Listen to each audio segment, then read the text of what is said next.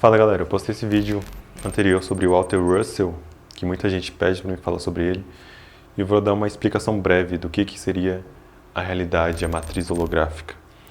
O Walter Russell, ele não era bem físico, ele era um artista, pintor, escultor, músico, o cara era completo, ele era um ser humano completo.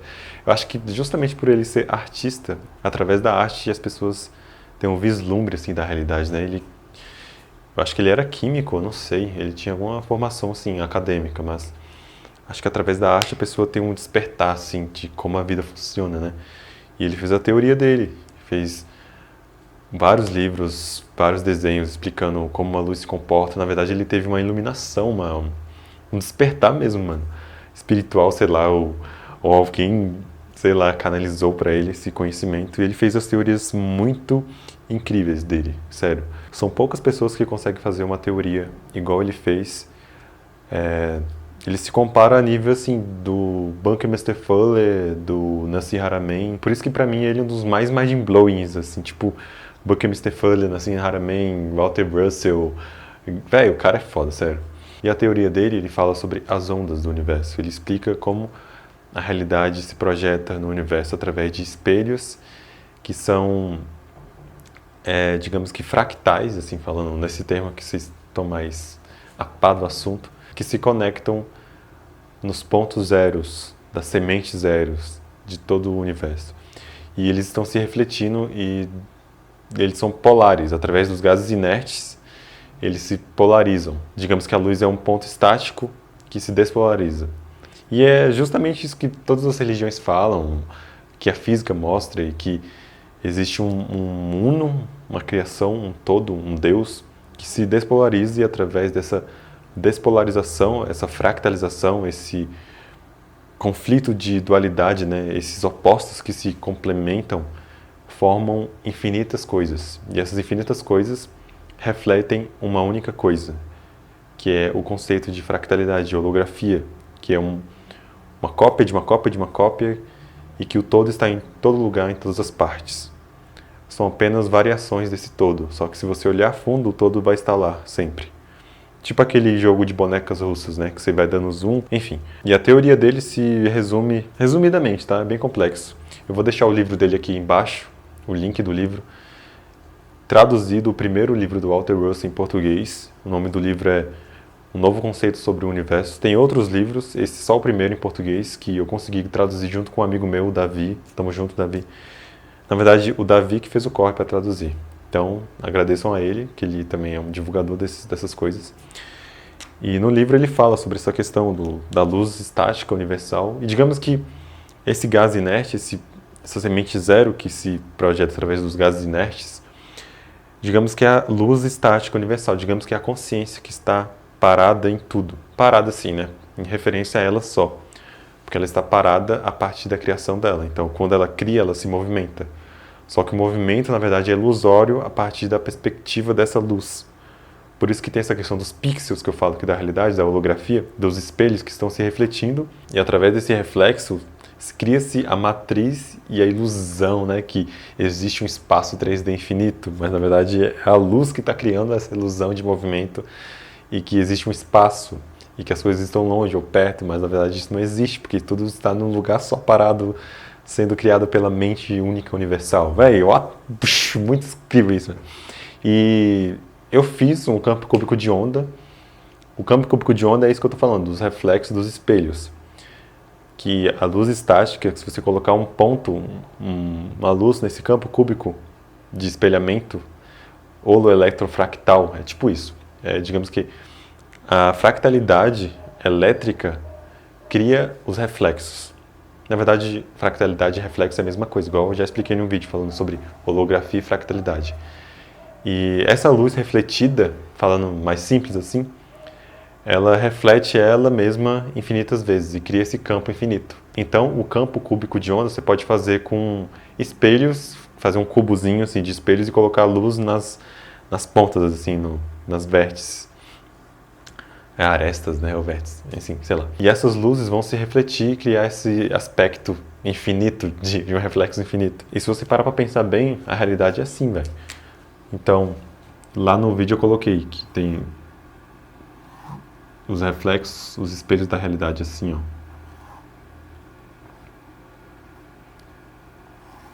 E que aqui no centro, digamos que eles estão, tá vendo que um tá no centro do outro aqui, ó. É meio difícil de perceber em 3D, mas é assim. E a partir desse aqui, ó, cria-se também um cubo, ó. É difícil de desenhar, velho, porque é bem complexo. Cubo, né? Desenhar aqui um cubo feião. E dentro desse cubo... Nossa, é difícil, velho. Nunca pensei que ia ser tão difícil assim. Tem um espelho no centro, que é a geometria sagrada que eu explico aqui também. Por isso que eu falo que a teoria dele se conecta com tudo, velho. Caraca, eu não sei se dá pra perceber. Vou ter que colocar uma imagem mesmo, porque é difícil desenhar isso em 3D no quadro 2D. Tem que desenhar muito bem. Eu desenho bem, na verdade, mas é porque buga a mente. Enfim, botar desenhos aqui pra vocês. É melhor colocar imagens pra você ver os desenhos dele. O próprio Walter Russell desenhou várias coisas para explicar essa questão do movimento, dos gases inertes, da luz. E isso explica as ondas do universo. Que ele fala que as ondas que criam o movimento, a ilusão do movimento que cria a realidade da luz estática. Por ele ser artista, né, e obviamente ele ia desenhar várias coisas para explicar a teoria dele. E essa teoria dele se encaixa muito bem, velho. Ele colocou um campo cúbico, né, um cubo de onda que se reflete infinitamente. Um cubo, né, a flor da vida é um cubo, que se você olhar em perspectiva isométrica, assim, forma um hexágono, né, e o hexágono é um cubo, né? E esse cubo, ele está refletindo... Digamos que as ondas criam vórtices, e esses vórtices criam cones. E o Walter Russell desenhou esses cones, que são tetaedros em giro, né? Tudo está girando. E esses giros tetaédricos formam as ondas do universo, que é os vórtices, assim que eu já expliquei.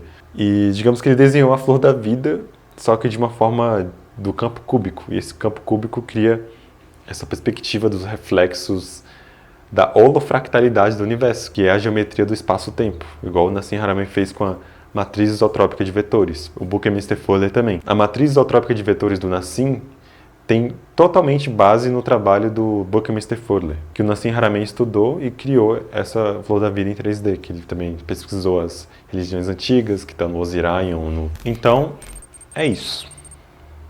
Só uma pincelada aí do que está por vir. E estou desenvolvendo uma surpresa aí para vocês.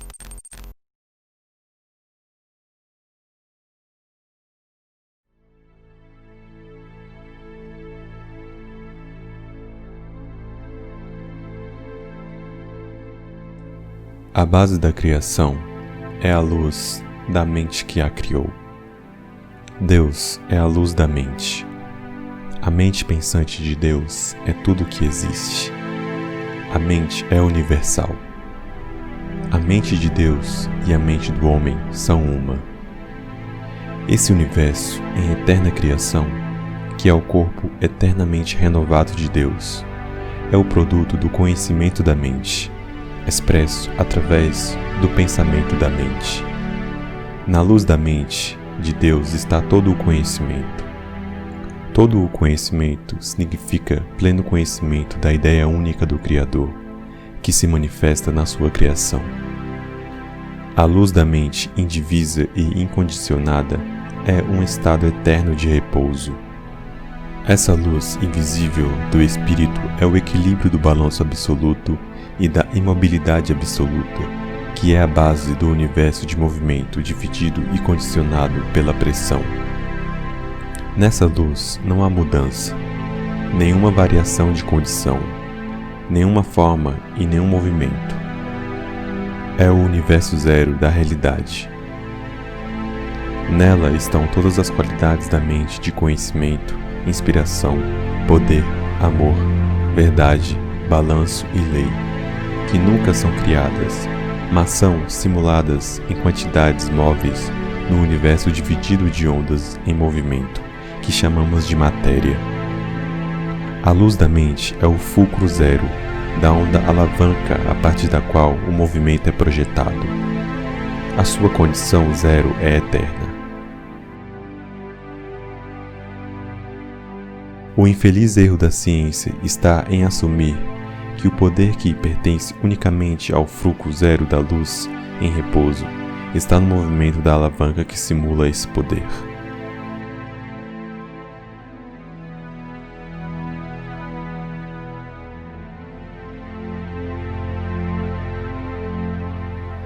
Na luz da mente do Criador está o desejo de dramatizar sua ideia única, dividindo sua unidade incondicionada e imutável de balanço e repouso em pares de unidades de condições opostas, que devem sempre intercambiar entre si para buscar balanceamento e repouso. O desejo, então, multiplica esses pares de unidades em uma infinidade de repetições eternas para dar corpos formados às imaginações do Criador.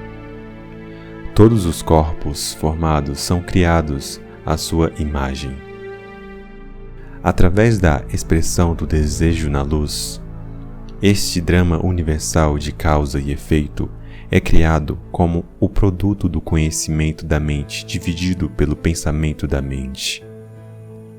A causa está eternamente em repouso na unidade, balanceada na luz indivisa. A causa é uma.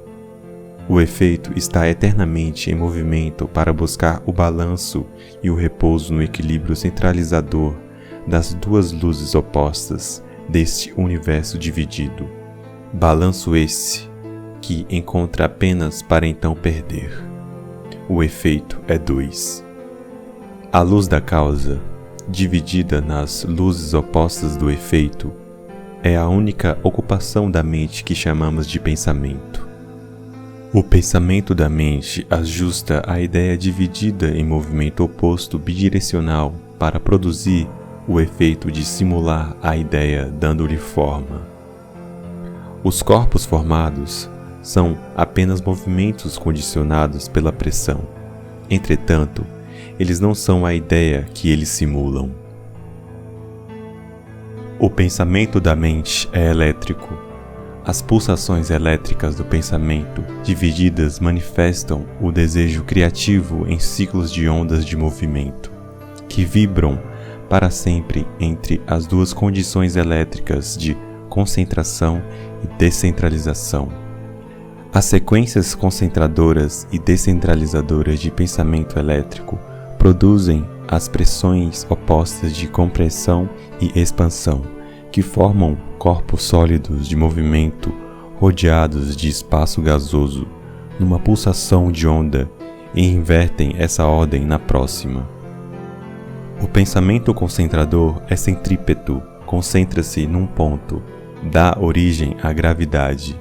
Ele carrega, multiplicando o baixo potencial em alto e o frio em calor. O pensamento descentralizador é centrífugo, expande-se para o espaço, dá origem à radiação. Ele descarrega, dividindo o alto potencial em baixo e o calor em frio. Todo o movimento é uma viagem contínua e bidirecional em direções opostas entre dois destinos. Um destino é o ápice de um cone em um centro de gravidade incandescente. Neste ponto, o movimento para e inverte a sua direção. O outro destino é a base de um cone que circunda um centro de radiação frio e evacuado. Neste ponto, o movimento chega novamente ao repouso e inverte sua direção centrífuga para a centrípeta. Enquanto a mente do Criador dividir o seu conhecimento pelo seu pensamento, esse movimento bidirecional continuará suas sequências de ciclos para registrar as imaginações de Deus em formas de suas imaginações. Deus sendo eterno, assim como seu universo é eterno.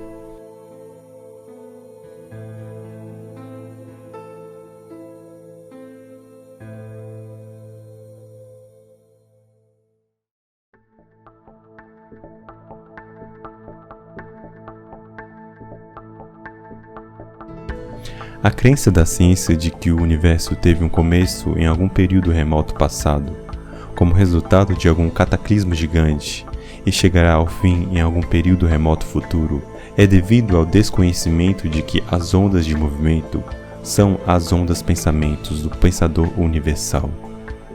Também a crença da ciência de que o universo está morrendo por calor pela expansão dos sóis se deve ao não saber que existem tantos buracos negros evacuados no espaço para o renascimento dos sóis quanto existem sóis comprimidos para o renascimento dos buracos negros evacuados.